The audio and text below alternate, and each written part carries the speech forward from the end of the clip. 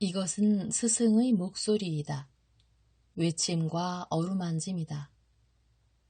이 목소리가 회개하기를 원치 않는 사람들에게 말할 때에는 외침이 되고, 비록 불완전하더라도 하느님과 그분의 말씀을 찾아내려는 착한 뜻을, 하느님과 그분의 말씀을 찾아낸 다음에는 자기를 거룩하게 하려는 착한 뜻을 가진 사람들에게 말할 때에는 어루만짐이 된다.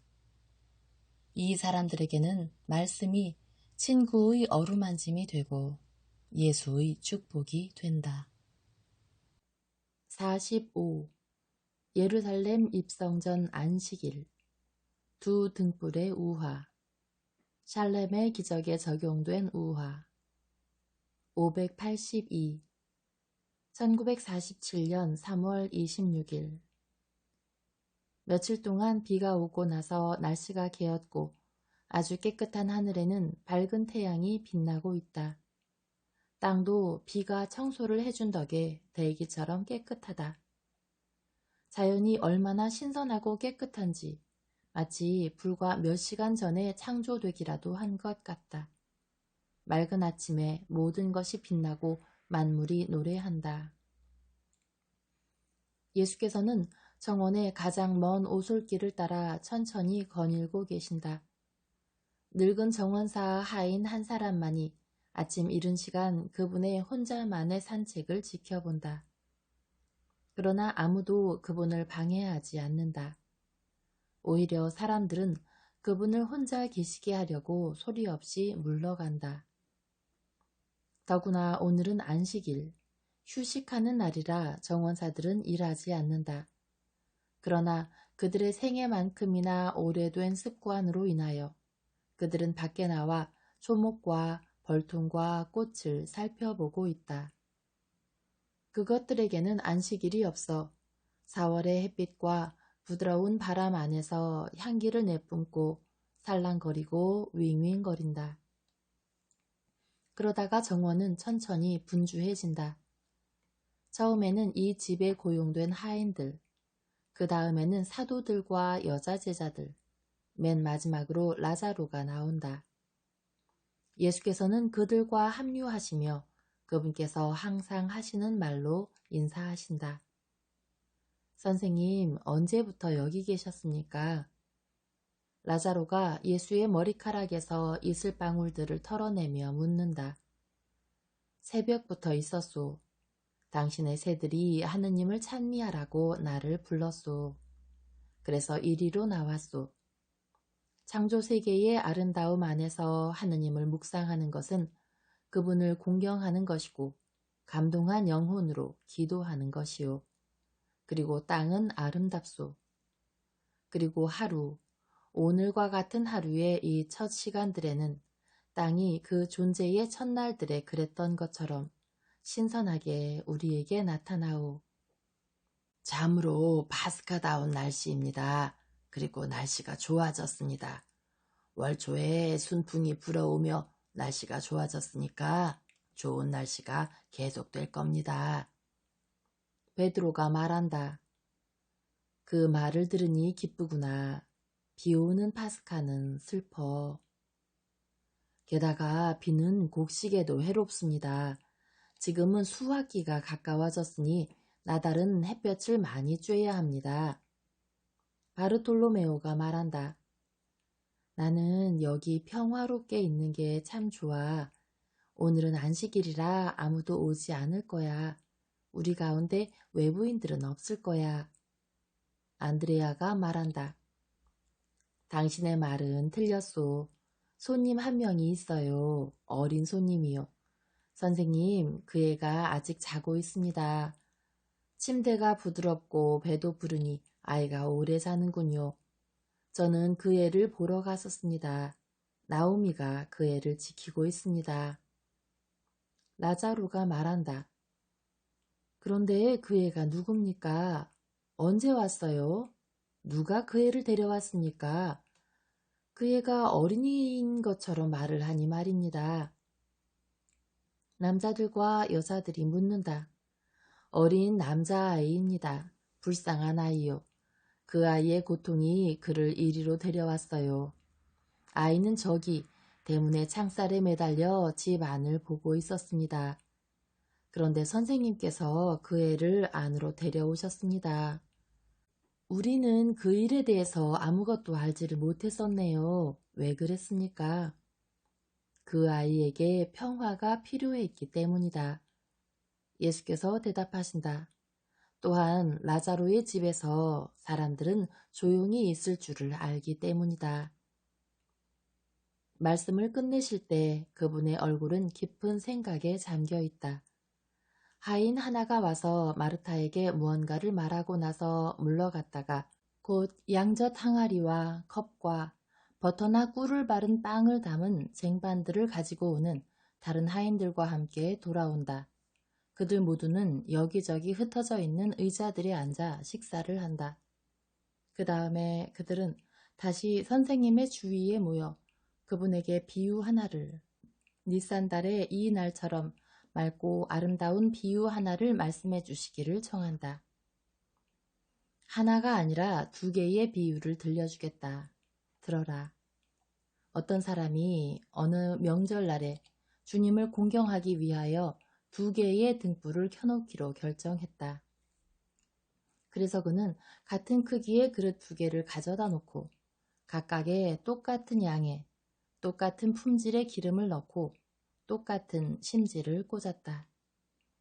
그는 자기에게 허락된 대로 자기가 일하는 동안에 그 등불들이 기도하도록 같은 시간에 그것들에 불 붙였다. 얼마 후에 그가 돌아와 보니 한 등잔은 밝게 불타고 있는데 다른 등잔은 아주 작은 불꽃만을 내고 있어 2개의 등잔들이 타고 있는 구석에 거의 빛을 비추지 못하고 있었다. 그는 아마도 그 심지가 문제가 있다고 생각하여 그것을 살펴보았는데 아무런 문제도 없었다. 그러나 그 등불은 다른 등불만큼 즐겁게 타려고 하지 않았다. 다른 등잔은 그 불꽃을 혀처럼 펄럭이며 어찌나 명랑한지 즐거운 이야기를 속삭이는 것처럼 보였고 어찌나 기쁘게 타오르는지 마치 가볍게 속삭이는 것 같았다. 이 등잔은 참으로 지극히 높으신 주님의 찬미가들을 노래하고 있다 하고 그는 혼잣말을 했다. 하지만 이 등잔은 내 영혼아 이것을 보아라. 이것은 어찌나 열의 없이 주님을 공경하는지 주님을 공경해야 하는 것을 부담스러워하는 것 같다. 그는 이렇게 말하고 자기의 일터로 돌아갔다. 잠시 후에 그가 돌아왔다. 한 불꽃은 훨씬 더 커졌고 이 불꽃은 더 밝게 펄럭이고 있는데 다른 불꽃은 훨씬 더 작아지고 더 조용하고 더 잠잠하게 타고 있었다. 그는 2번째로 돌아왔다. 마찬가지 상황이었다. 3번째에도 마찬가지였다. 그러나 그가 4번째 왔을 때 그는 방이 검고 역한 냄새가 나는 연기로 가득 차 있고 짙은 연기 사이로 하나의 작은 불꽃만이 빛나고 있는 것을 보았다. 그는 등잔들이 놓여 있는 선반으로 가서 전에 그토록 밝게 불타고 있었던 등불은 완전히 타버려 꺼멓게 되었고 그 그을음으로 흰 벽을 더럽히기까지 한 것을 발견했다. 반대로 다른 등불은 여전히 그 한결같은 빛으로 계속 주님을 공경하고 있었다. 그가 막 그을음을 닦으려 할 때 한 목소리가 그의 가까이에서 들려왔다. 이것들을 그대로 두어라. 이것들은 하나의 상징이니 그것들에 대하여 묵상해라. 나는 주님이다. 그는 방바닥에 엎드려 경배하며 몹시 두려워하며 감히 말했다. 저는 어리석은 사람입니다. 오 지혜이신 주님, 등불들의 상징을 저에게 설명해 주십시오. 당신을 더 적극적으로 공경하는 것처럼 보였던 등불은 손해를 끼쳤습니다. 반면 다른 등불은 꾸준히 빛을 내고 있습니다. 그래, 내가 설명해 주마. 사람의 마음들도 이 두 개의 등불과 같다. 처음에는 불타오르고 밝고 그들의 불꽃들이 얼마나 완전하고 항구한 것처럼 보이는지 사람들의 감탄을 자아내는 사람들이 있다. 또한 그 빛이 부드럽고 어떤 사람들의 주의도 끌지 않고 주님을 공경하는 데 있어 미지근한 것처럼 보이는 사람들도 있다. 그러나 첫 번째나 두 번째나 세 번째의 화염 후, 세 번째와 네 번째의 화염 사이에서 첫 번째 사람들은 손해를 끼친 다음에 여전히 해를 끼치며 꺼져버린다. 왜냐하면 그들의 빛은 믿을만하지 못하기 때문이었다.